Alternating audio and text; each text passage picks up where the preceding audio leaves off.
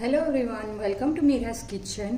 આ વિડીયોમાં હું તમને ફાડા લાપસીની રેસીપી શેર કરીશ। તો એના માટે અત્યારે મેં ઘઉંના ફાડા ઇઝીલી તમને બજારમાંથી મળી જશે એ લઈ લીધા છે।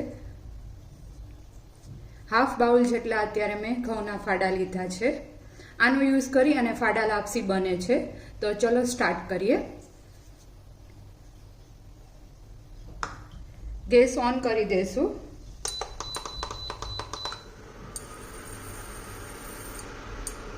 અને નાનું બાઉલ હાફ જેટલું ઘી લઈ લીધું છે, દેશી ઘી, એ એડ કરી દેશું।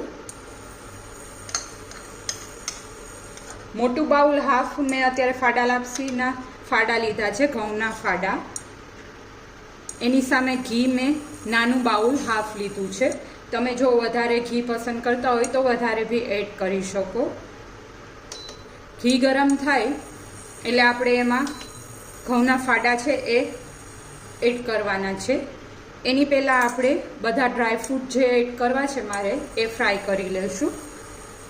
તો અત્યારે મેં બદામ લઈ લીધી છે, 7-8 બદામ લઈ લીધી છે, કાજુ લઈ લીધા છે, એ બી એડ કરી દઈશું। અને કિસમિસ લઈ લીધી છે, એ બી એડ કરી દઈશું। અને આપણે ફ્રાય કરી લેવાના છે।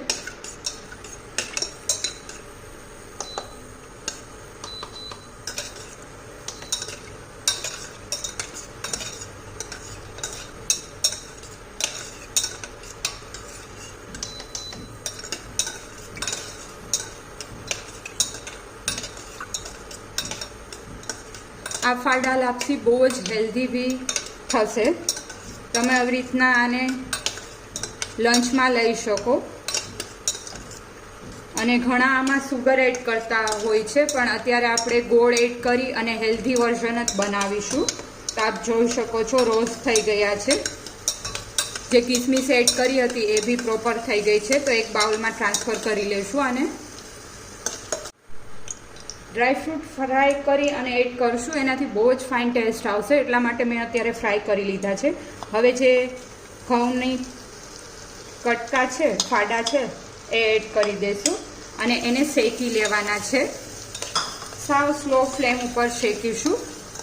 અત્યારે હું ઇન્ડક્શન ઉપર બનાવી રહી છું। આપ બી ઇઝીલી ઇન્ડક્શન પર બનાવી શકશો જો તમારી પાસે ઇન્ડક્શન હોય તો।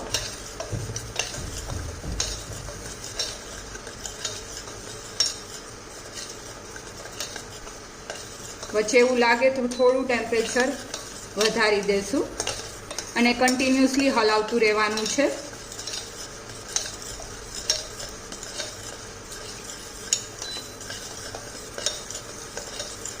એકદમ કલર ચેન્જ થઈ જશે, બ્રાઉન ઉપર આવી જાય ત્યાં સુધી આપણે શેકી લેવાનું છે। જો તમારે કંઈ રેસીપી શીખવી હોય મારી પાસેથી તો શ્યોર મને કમેન્ટમાં જણાવજો। હું ટ્રાય કરી અને તમને વિડીયો અપલોડ કરીશ એ ટાઈપનો રેસીપીનો અને સમજાવવાની ટ્રાય કરીશ।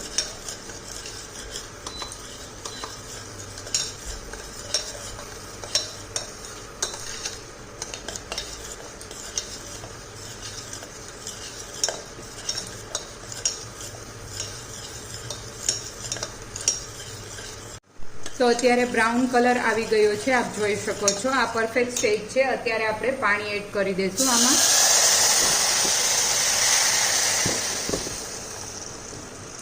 અત્યારે મેં 4 ગણું પાણી એડ કરી લીધું છે।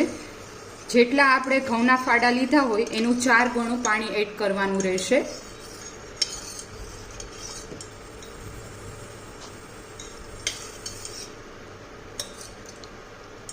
અને આપણે પેક કરી અને વિશલ કરી લેશું। એકદમ બફાઈ જાય ત્યાં સુધી આને આપણે કૂક કરવાના છે। તો હવે આપણે જોઈ લેશું બફાઈ ગયા છે કે નહીં।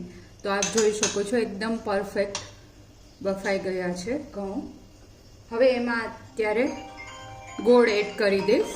તમારે જો સુગર એડ કરવી હોય તો સુગર, એક નાનું બાઉલ જેટલું ગોળ એડ કરી દઈશ। તમે જેટલું મીઠું ખાતા હોય એ રીતના એડ કરવાનો રહેશે। અને ગરમ હોય ત્યારે જ આપણે ગોળ એડ કરવાનો, જેથી કરીને મેલ્ટ થાય, બાકી મેલ્ટ નહીં થાય। અને પ્રોપરલી મિક્સ કરી દેશું। જો તમારે સુગર એડ કરવી હોય તો બી આ સ્ટેજ ઉપર જ સુગર એડ કરવાની રહેશે। ને પ્રોપરલી આપણે ગોળ મેલ્ટ થાય ત્યાં સુધી હલાવી અને મિક્સ કરી લેવાનું. તો આ પરફેક્ટ થઈ ગઈ છે, આપ જોઈ શકો છો. લાપસી રેડી છે. હવે ડ્રાયફ્રૂટ આપણે જે ફ્રાય કર્યા હતા એ એડ કરી દઈશું. ઉપરથી બી ગાર્નિશિંગ માટે મેં થોડા રાખ્યા છે. તો ચલો સર્વ કરી લઈએ.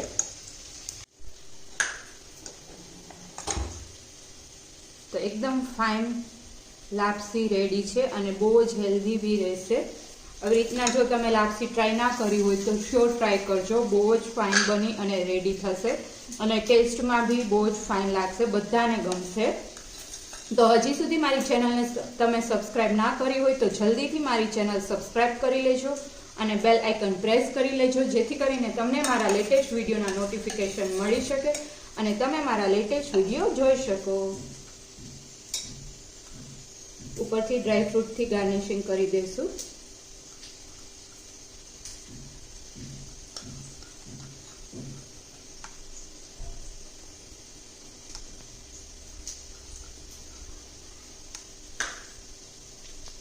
Thank you for watching my video.